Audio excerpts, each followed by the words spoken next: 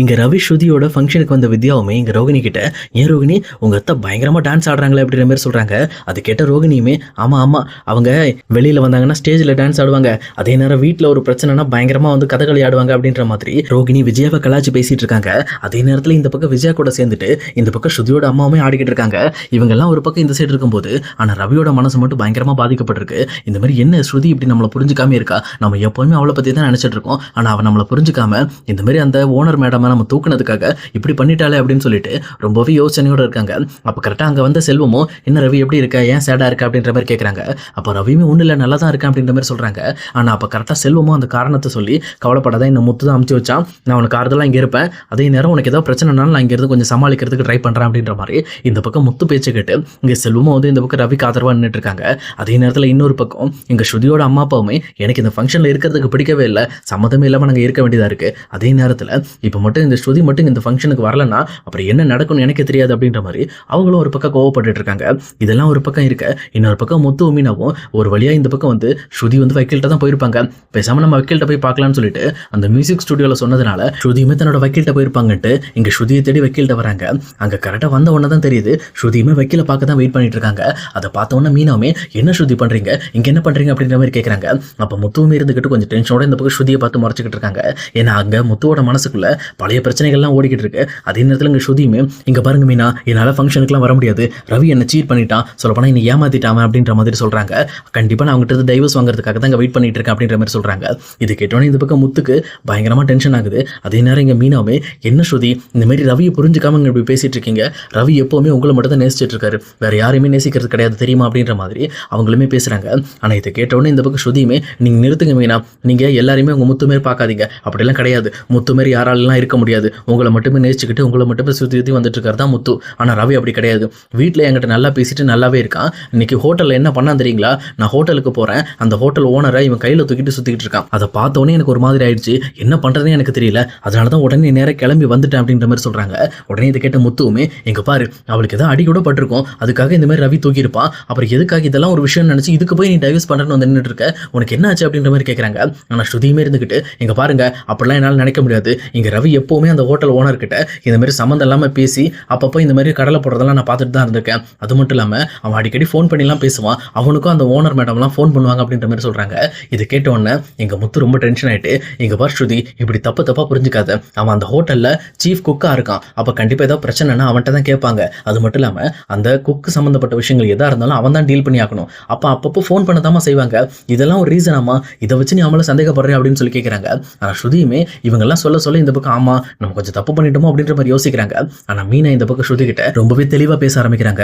"ஸ்ருதி, இப்போ நீங்க உங்களுக்கு ரவி வேண்டாம்னு சொல்லி தூக்கி போடுறீங்கல்ல, ஆனால் ரவி ஏன் உங்களை தூக்கி போடாமல் இருக்காரு, ஏன்னா அவர் இன்னுமே உங்களை லவ் பண்ணிக்கிட்டு இருக்காரு, அதே நேரத்தில் நீங்கள் 2 பேரும் ஃபிக்ஸ் பண்ண ஃபங்க்ஷனில் நீங்கள் வராமல் இருந்தாலும் ரவி அங்கே வந்து ஒவ்வொருத்தரையும் வரவேற்று உட்கார வச்சுட்டு இருக்காரு, அது மட்டும் இல்லாமல் நீங்கள் எப்போ வருவீங்கன்னு சொல்லி உங்களுக்காக வெயிட் பண்ணிக்கிட்டு இருக்காரு, ஆனால் நீங்கள் உண்மையான ரவியை புரிஞ்சுக்காம இந்த பக்கம் அவர்கிட்ட நீங்கள் டைவர்ஸ் வாங்குறதுக்கு பண்ணிட்டு இருக்கீங்களே, இது எவ்வளோ பெரிய முட்டாள்தனமாக இருக்கு, இப்போ நீங்கள் பண்ணுறது ஒன்றும் பெரிய விஷயம் கிடையாது, நீங்கள் டைவர்ஸ் வாங்கிட்டு போயிடலாம், ஆனால் ரவி மாதிரி ஒரு நல்ல பையன் உங்களுக்கு எப்போவுமே கிடைக்க மாட்டான், அதே நேரம் ரவியை நீங்கள் தப்பாக நினச்சி இதெல்லாம் பண்ணிக்கிட்டு இருக்கீங்க, அவர்கிட்ட எதாக இருந்தாலும் டேரெக்டாக பேசுங்க" அப்படின்ற மாதிரி இந்த பக்கம் வந்து ஸ்ருதியை கன்வின்ஸ் பண்ணி மீனாவும் முத்தும் ஒரு வழியாக கூட்டிகிட்டு வந்துட்டு இருக்காங்க. அப்போ வந்துட்டு இருக்க வழியில் இந்த பக்கம் ரவி கால் பண்ணுறாரு. ரவியோட கால் அட்டன் பண்ண முத்துமே, "டேய், நாங்கள் ஸ்ருதியோட வந்துகிட்டு இருக்கோம், இன்னும் 10 நிமிஷத்தில் நாங்கள் அங்கே மண்டபத்தில் இருப்போம்" அப்படின்ற மாதிரி சொல்லிட்டு இந்த பக்கம் அவங்களும் காலை கட் பண்ணுறாங்க. அப்போ ஸ்ருதியுமே இந்த பக்கம் யோசிச்சுட்டு வராங்க, ஒருவேளை நான் ரவியை தப்பாக நினச்சிட்டனோ, ரவி உண்மையிலுமே வந்து ஹெல்ப் பண்ணுறதுக்காக தான் அதை பண்ணியிருப்போம் அப்படின்னு சொல்லி யோசிக்கிறாங்க. அதுக்கேற்ற மாதிரி கரெக்டாக ஸ்ருதியுமே அங்கே மண்டபத்துக்கு போகிறாங்க. மண்டபத்துக்கு போன உடனே இங்கே ஸ்ருதியோட அப்பா ஸ்ருதிக்கிட்ட வந்து, "என்னாச்சு மோளே, ஏதோ பிரச்சனையா" அப்படின்ற மாதிரி கேட்குறாங்க. உடனே ஸ்ருதியுமே எதுவும் பேசாமல் அமைதியாக இருக்காங்க. அப்போ பக்கத்தில் இருக்க முத்துமே, "அதெல்லாம் ஒன்றும் இல்லைங்க, இந்த மாதிரி ஏதோ மியூசிக் ஸ்டுடியோவில் முக்கியமான கிளிப் பேச வேண்டியது இருந்துச்சான், அதனால தான் இந்த மாதிரி வந்து ஸ்ருதி போயிருந்தாங்க, மற்றபடி எந்த பிரச்சனையும் இல்லை" அப்படின்னு சொல்லி சொல்கிறாங்க. ஆனால் இந்த பக்கம் வந்து ஸ்ருதியோட அப்பாவுமே, எப்படா கேப் கிடைக்கும், ஸ்ருதியை இந்த வீட்டை விட்டு பிரித்து கொண்டு போயிடலான்ற மாதிரி இங்கே மறுபடியுமே ஸ்ருதி கிட்ட, "மோளே, ஏதோ பிரச்சனை இருந்தால் சொல்லு" அப்படின்ற மாதிரி மறுபடியுமே ஸ்ருதி கிட்ட கேட்குறாங்க. ஆனால் ஸ்ருதியுமே வாயை திறந்து, "இல்லை டாடி, எந்த பிரச்சனையும் இல்லை, நான் கொஞ்சம் ஒர்க் இருந்ததுனால வர லேட் ஆயிடுச்சு" அப்படின்ற மாதிரி சாரி சொல்லிட்டு இந்த பக்கம் ரவி பக்கத்தில் போய் நிற்கிறாங்க. அப்போ ரவி கிட்ட, "டேய், நீ எனக்கு துரோகம் பண்ணல தானே" அப்படின்ற மாதிரி கேட்குறாங்க. அப்போ ரவியுமே, "ஏண்டி, நான் ஏண்டி பண்ண போகிறேன் அதெல்லாம்" அப்படின்ற மாதிரி இந்த பக்கம் வந்து ஸ்ருதி கிட்ட சொல்கிறாங்க. அப்போ தான் அவங்க 2 பேருக்குள்ள இருக்க எல்லா கருத்து வேறுபாடுகளையும் அவங்களுக்குள்ளே பேசி சரி பண்ணிக்கிறாங்க. அதே நேரத்தில் அந்த ஃபங்க்ஷனுமே பக்காவாக நடந்துட்டு இருக்கிறத பார்த்து இந்த பக்கம் ஸ்ருதி ரொம்பவே ஹாப்பியாகிறாங்க. நல்ல வேலை முத்து மீனா மட்டும் வந்து என்ன கன்வின்ஸ் பண்ணல அப்படின்னா கண்டிப்பாக நான் இது எல்லாத்தையுமே மிஸ் பண்ணியிருப்பேன், அவங்க தான் என்கிட்ட தெளிவாக பேசினாங்க அப்படின்ற மாதிரி இந்த பக்கம் முத்து மீனாவை பார்க்குறாங்க. அப்போ கரெக்டாக ரவியுமே, "எங்கள் முத்து முத்து மீனாவை பார்த்து ரொம்ப தேங்க்ஸ் அப்படின்ற மாதிரி லைட்டாக கண்ணை காட்டுறாரு. ஆனால் இங்கே முத்துவுமே ஓகே ஓகே நீ இப்போ பாரு ஃபங்க்ஷனை பாரு மொத்தத்தை அப்புறம் பார்த்துக்கலாம் அப்படின்ற மாதிரி அவங்களுமே இந்த பக்கம் அங்கே விஷயத்த இக்னோர் பண்ணிட்டு எப்போ போல கேஷுவலாக இருக்காங்க. அப்போ அங்கே ஃபங்க்ஷன் பக்காவாக போயிட்டு இருக்கும்போது அந்த இடத்துக்கு கரெக்டாக இங்கே ராஜாமணி அக்கா வராங்க. சொல்லப்போனால் அந்த ஃபங்க்ஷனுக்கு செட்டு போட்டதே ராஜாமணி அக்கா தான். இவங்க தான் செட்டு பண்ணியிருப்பாங்க. அப்போ கரெக்டாக அங்கே மீனா முத்து அதே நேரம் அவங்களோட ஃபேமிலி எல்லாரையும் பார்த்த ராஜாமணி அக்காவுமே என்ன இது மீனாவோட ஃபேமிலியாச்சு, இவங்க என்ன இங்கே பண்ணுறாங்க அப்படின்ற மாதிரி ரொம்பவே கேஷுவலாக பார்த்துட்டு இருக்காங்க. அப்போ அங்கே இருக்கிற விஜயாவுமே இந்த பக்கம் வந்து ராஜாமணி அக்காவை பார்த்த உடனே ஓ இவங்க வந்து ரொம்ப பெரிய ஆள் போல இருக்கு, வாங்க வாங்க உள்ள வாங்க அப்படின்ற மாதிரி அந்த ஃபங்க்ஷனுக்கு இந்த பக்கம் ராஜாமணி அக்கா உள்ள கூப்பிடுறாங்க. அப்போ ராஜாமணி அக்கா உள்ள கூப்பிட்டுட்டு இந்த பக்கம் அவங்களுமே டேரக்டா மீனா கிட்ட போய் பேச ஆரம்பிக்கிறத பார்த்த உடனே இந்த பக்கம் விஜயா என்ன இது மீனாட்ட போய் பேசுறாங்க, ஒருவேளை மீனாக்கு தெரிஞ்சவங்களா இருப்பாங்களோ அப்படின்னு சொல்லிட்டு யோசிச்சுட்டு இருக்காங்க. ஆனா ராஜாமணி அக்காவுமே மீனா கிட்ட போயிட்டு என்னம்மா இந்த மாதிரி உங்களோட ஃபங்க்ஷன் போல இருக்கு, என்னாச்சு உன் ஃபங்க்ஷனுக்கு நீ அலங்காரம் பண்ணாம வச்சிருக்க, சொல்லப்போனா என்னோட செட்டு கேட்டிருக்காங்க, நான் தான் எல்லாம் பண்ணி கொடுத்துருக்கேன் அப்படின்ற மாதிரி கேட்குறாங்க. அப்போ மீனாவுமே இங்க பாருங்க எனக்கு இந்த விஷயம் தெரியாது, இவங்க சர்ப்ரைஸா பண்ணான்னு பண்ணியிருக்காங்க, அது எனக்கு தெரியாது. இப்போ உங்களுக்கு என்ன பிரச்சனை, ஃபங்க்ஷனுக்கு வந்தீங்களா பாருங்க பார்த்துட்டு போயிட்டு வாங்க, இங்க வந்து பிசினஸை பத்தி பேசி தேவையில்லாம டென்ஷன் பண்ணாதீங்க அப்படின்ற மாதிரி இங்க மீனாவுமே பேசுறாங்க. இது கேட்டுட்டு இருக்கிற விஜயாவுமே ஓஹோ அப்ப இவங்க தான் ராஜாமணியா, இவங்க தான் வந்து இந்த மாதிரி மீனாவோட தொழிலுக்கு போட்டியா வந்து இவங்களும் செட்டு போட்டுட்டு இருக்காங்க போல இருக்கு அப்படின்ற மாதிரி அந்த விஷயத்தை தெளிவா புரிஞ்சுக்கிறாங்க.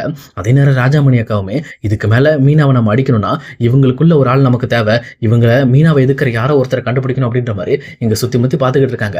அப்ப எப்பவும் போல எங்க விஜயா தான் மீனா கிட்ட அதை பண்ணு இதை பண்ணுன்னு சொல்லி ஒவ்வொரு வேலையை வச்சுக்கிட்டு இருக்காங்க. சொல்லப்போனா மீனாவை பிடிக்காத மாதிரி நிறைய இடங்கள்ல காட்டிக்கிட்டு இருக்காங்க. இதை தெளிவா கவனிச்ச ராஜாமணி அக்காவுமே விஜயா கிட்ட போய் பேச ஆரம்பிக்கிறாங்க. என்ன மேடம் நீங்க வந்து பயங்கரமா டான்ஸ்லாம் ஆடுவீங்கன்னு கேள்விப்பட்டேன் அப்படின்ற மாதிரி விஜயாவை ரொம்பவே பெருமைப்படுத்தி பேசுற மாதிரி பேசுறாங்க. ஆனா என்ன உங்க மருமக தான் அப்பப்போ உங்களை பத்தி தப்பா சொல்லிக்கிட்டு இருப்பா அப்படின்ற மாதிரி இந்த பக்கம் மீனாவை பத்தி போட்டு கொடுக்குற மாதிரி பேசுறாங்க. ஆனா இதை கேட்ட உடனே விஜயாவுமே ரொம்பவே டென்ஷன் ஆகுறாங்க. ஆனா ராஜாமணியுமே இங்க பாருங்க கோவப்படாதீங்க, நான் வந்து அவ என்கிட்ட சொன்ன விஷயத்த உங்ககிட்ட சொல்றேன், ஆனா இந்த விஷயத்தை நீங்க அவட்ட சொல்லி மாட்டி விட்டீங்கன்னா அப்புறம் அது என்கிட்ட சொல்ல மாட்டா, நீங்க ஃப்ரீயா விடுங்க அப்படின்ற மாதிரி கொஞ்சம் இங்க விஜயாவை காம் பண்ற மாதிரி ஒரு ஆக்டிங் கொடுக்குறாங்க. அதுக்கேற்ற மாதிரி இங்க விஜயாவுமே ஆமா இவ எப்ப பார்த்தாலும் இதுதான், இந்த பூக்காரிக்கு இதே வேலையா போச்சு, எப்ப பார்த்தாலும் என்ன தொந்தரவு பண்றது, அதே நேரம் சின்னதா ஏதோ ஒரு வேலை செஞ்சுட்டு வந்து எல்லாத்தையும் நான் தான் செஞ்சேன் நான் தான் பண்ணேன் அப்படின்னு சொல்லி பெருமை பித்திக்கிறது, இதே வேலை தான் இவங்க ரெண்டு பேருக்கும் அப்படின்ற மாதிரி இந்த பக்கம் வந்து மீனாவையும் முத்துவையும் ரொம்பவே குறை சொல்லிக்கிட்டு இருக்காங்க. இதை தெளிவா புரிஞ்சுக்கிட்ட ராஜாமணி அக்காவுமே அப்ப இவங்க தான் இவங்களை வச்சுதான் நம்மளோட காயை நகுத்தணும் அப்படின்னு சொல்லி புரிஞ்சுக்கிட்டு இங்க பாருங்க உங்களுக்கு மீனா தொந்தரவா இருக்கான்னா அவளுக்கு அந்த பண்ற வேலை தானே உங்களுக்கு பிடிக்கல, பேசாம அந்த வேலையை விட்டு அவளை நிறுத்திடலாம்ல அப்படின்னு சொல்லி சொல்றாங்க.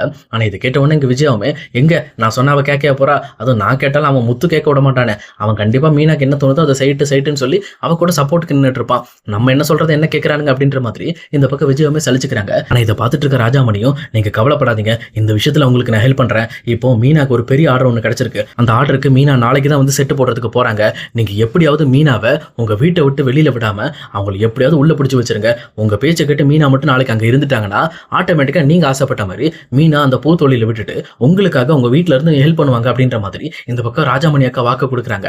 இது கேட்டவொன்னு இங்க விஜயாவுக்குமே ஆஹா இது நல்ல ஐடியாவா இருக்கே, அப்ப அவளை நாளைக்கு ஒரு நாள் மட்டும் வெளியில போக பாத்துக்கணும், அப்புறம் எல்லாமே சரியா போயிடும் அப்படின்ற மாதிரி இவங்களுமே ரொம்ப சந்தோஷப்பட்டுட்டு ஓகே அப்படின்னு சொல்லிட்டு இங்க ராஜாமணி அக்கா டீல் போட்டுட்டு இங்க மீனாவோட அந்த தொழிலை கெடுக்கிறதுக்காக இங்க விஜயாவுமே வந்து களத்துல இறங்குறாங்க.